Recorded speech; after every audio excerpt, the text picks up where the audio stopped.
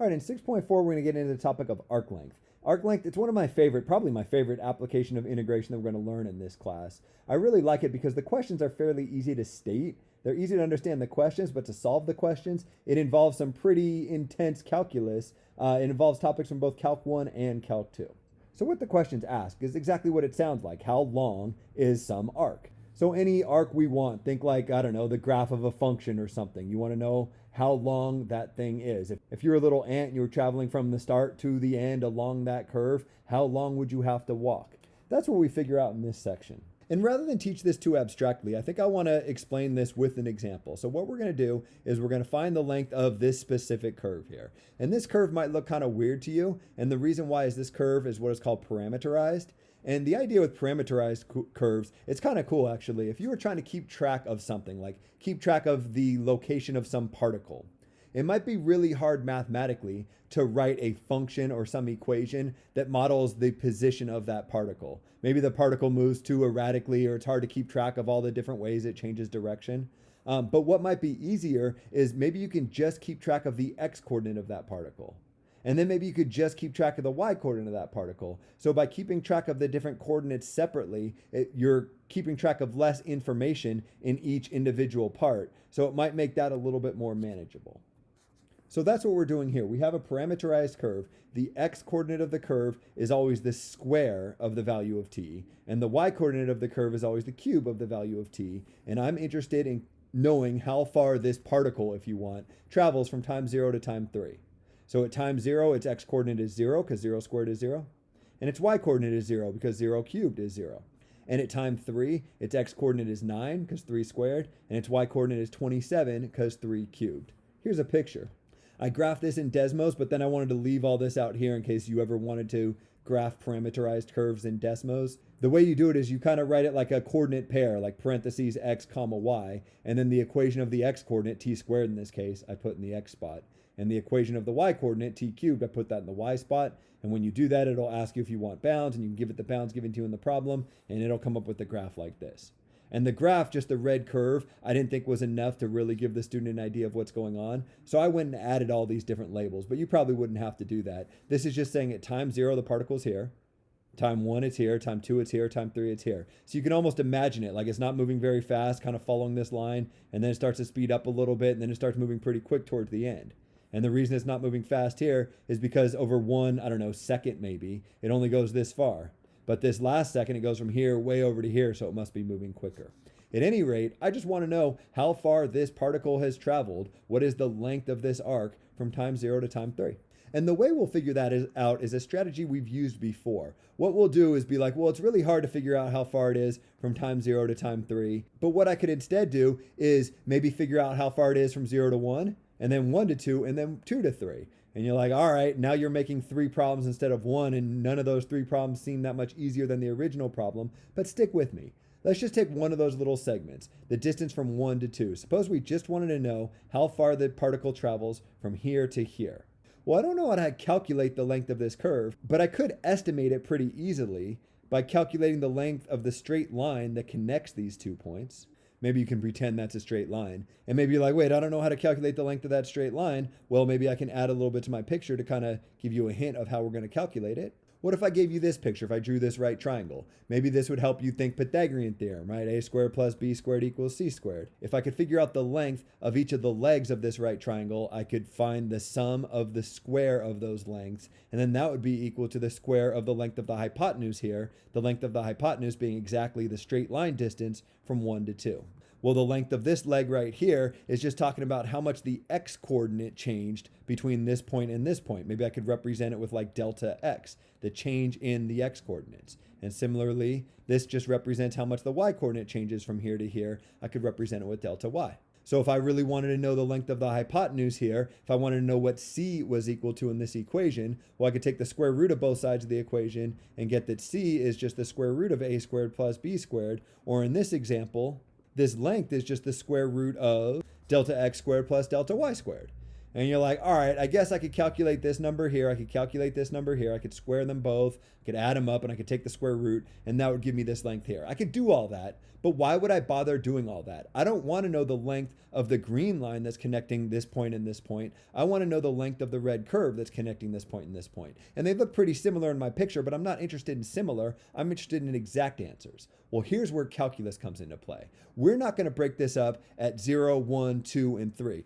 We're not going to break this curve into 3 different intervals, right? From 0 to 1, 1 to 2, and 2 to 3. We're going to break it up into infinitely many intervals. So picture infinitely many dots between t equals 0 and t equals 3, perfectly tracing out this curve. And the advantage to having them infinitely close is I could take the straight line distance between 2 of those infinitely close points and it would still trace out the shape of this curve. And you're like, but wait a minute, if they're infinitely close, how am I going to figure out the length of the change in the x values and the length of the change in the y values? If they're infinitely close, wouldn't that be 0 and wouldn't that be 0? Well, kind of.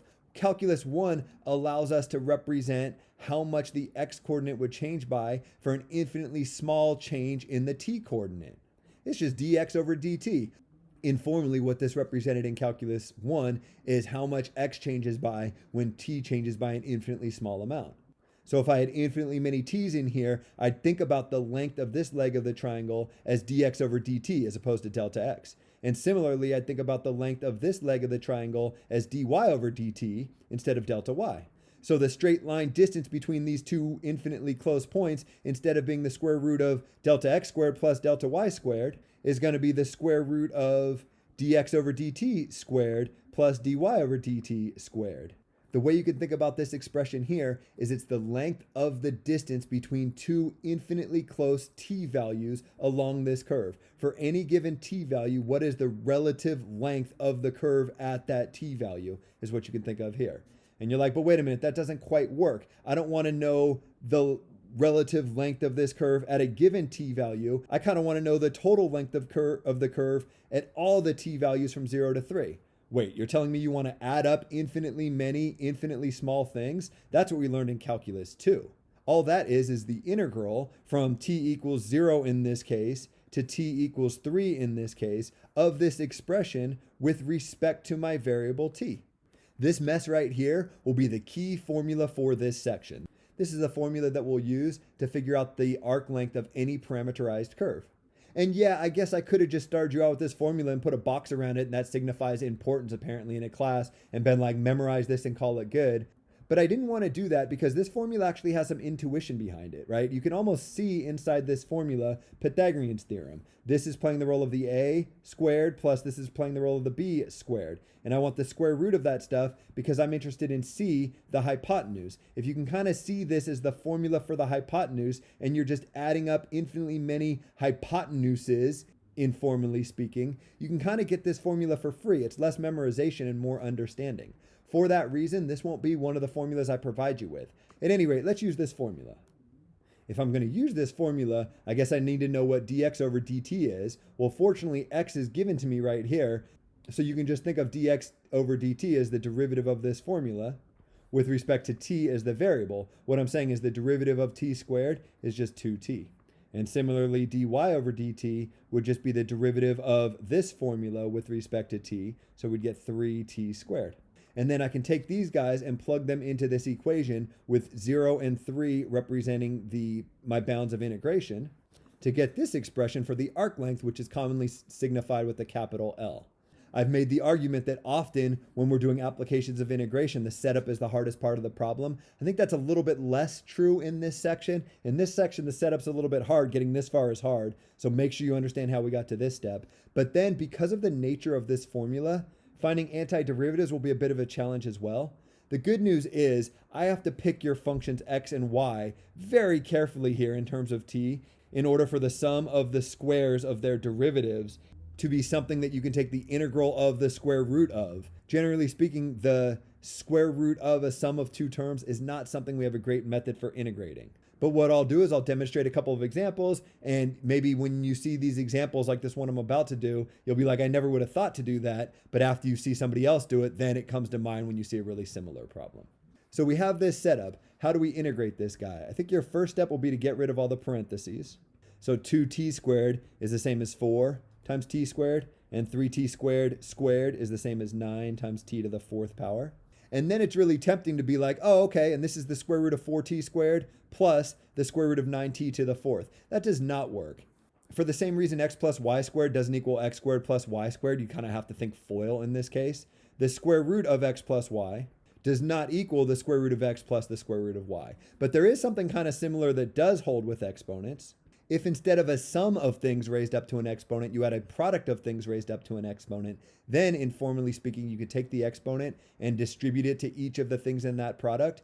X times y to the 1/2 power does equal x to the 1/2 times y to the 1/2. What I'm trying to say is I don't like this being something plus something, but if I could rewrite it as something times something, then I'd have a little bit of freedom, a way that maybe I could simplify that. So what I'm going to try to do to rewrite this as something times something is I'm going to try to factor something out of each of these two terms. You might notice that each of these two terms have a t squared in them. So if I factored out a t squared from each of these two terms, here I'd be left with just a 4, and here I'd be left with 9 times t squared. And the advantage here is now I have something times something, so I can apply a rule kind of like I wrote over here. I could say that this is the square root of t squared times the square root of 4 plus 9t squared. But the square root of t squared is just t, so this expression is the same as this expression. Okay, a couple points I have to make here. I wouldn't expect you to see this and think to go through these terms. That's why I'm demonstrating this. But maybe after you see me do this, when you see a problem that's a lot like this, except maybe different numbers in here, you can do something really similar to what we did here. The other thing, just for the sake of being completely correct, is the square root of t squared is not equal to t. The square root of t squared is equal to the absolute value of t. But because these are all positive numbers, we don't have to worry about that minor little nitpicky thing. That was a lot of algebra to get here. You stare at this and you're like, how is this any better? I think this will work really well with the u substitution. A u substitution won't work well up here because kind of your goal with the u substitution is to make all the stuff underneath the radical the u, because we know the antiderivative of u to the 1/2 power. But if you make u this stuff, the du won't appear anywhere, so we won't be able to do that substitution. But down here, if we choose everything under the radical to be equal to u, well then this will kind of serve as my du, and I think things will work out really nicely. Let me show you. I'm going to let u equal 4 plus 9t squared. Then du over dt is equal to 18t, and therefore du is equal to 18t dt. We don't have an 18t dt, but we do have a t dt, so I could divide both sides of the equation by 18 to get 1/18 of du is equal to t dt, and then I think things will work out really nicely. Let's see, I'd get rid of the t and the dt, so this is gone and this is gone, and I'd have this constant of 1/18, so I'm going to pull that out in front of the integral, which goes from careful t equals 0 to t equals 3. And then underneath the radical, this 4 plus 9t squared will change into my u, and I'll just get the square root of u, which I'm going to write as u to the 1/2 power du. Make sure you can follow all the pieces via these substitutions to get here. If you can, you're in really good shape because this antiderivative is no big deal. The antiderivative of u to the 1/2 power is just 2/3 u to the 3/2 power. And all I have to do is evaluate that thing from t equals 0 to t equals 3. It's hard to evaluate it from t equals 0 to t equals 3 when it's written in terms of u. So all I have to do is change my u's back into t's so these bounds make sense. I get 1/18 times 2/3, and then instead of writing the u, I'm going to write 4 plus 9t squared. And now that my variable's in terms of t, I can just write 0 and 3 out here. Close up my parentheses. We'll figure out this number and we'll be done with this video. Let's see, if I go plugging in 3's first, I have 2/3 times. 3 squared is 9. 9 times 9 is 81. 4 plus 81 is 85. So 85 to the 3/2 power. And then from that, I guess I subtract and I plug in zeros. Still got my 2/3. 0 squared is 0 times 9 is still 0 plus 4. So I get 4 to the 3/2 power. So I get here. And you could easily call this mesh your answer if you wanted to. I think what I would do is I'd take the 2/3 and I'd factor those out in front. So now out in front, I have 2/3 times 1/18. But the 2 and the 18 can cancel, and I can think about that as 1 over 9. And this 9 times this 3, I believe gives me 1/27. And then 85 to the 3/2, I have no hope with that. I don't know what that number is, so I'm going to leave that alone. But 4 to the 3/2 power, this 2 in the denominator here means take the square root of this 4, which is 2. And then this 3 in the numerator means cube it. So 4 to the 3/2 power is the same as 2 cubed, which is 8. I'd probably leave my final answer like this. But really, we were done with the calculus a few steps ago, and this or this would be a perfectly acceptable answer. And if you want to figure out a decimal approximation for that, it would tell you exactly the length of this red curve right here.